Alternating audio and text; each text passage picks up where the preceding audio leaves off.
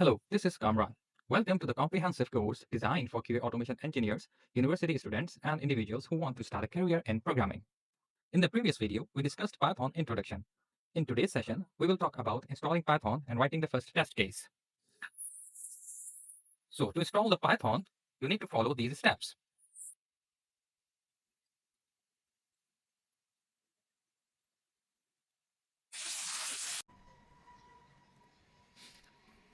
Let's open the official website of Python.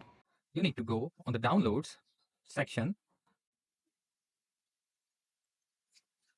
If you want to download a Python for Mac, you have to check the operating system here, and then you can download this version.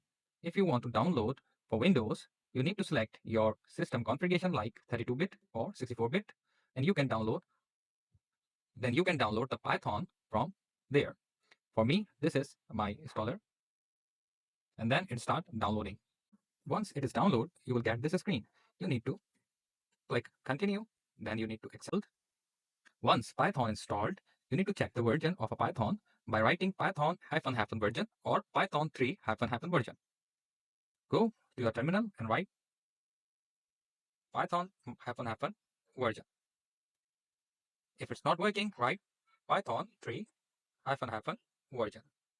So it's showing the version of a Python. To check the Python is working, just write Python. To check the Python is working, write Python 3, enter. And here you can write your first code to test the Python is working. Write print, come run.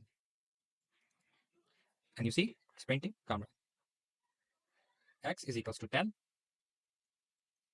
Y is equals to 20, print X plus Y, it's showing 30.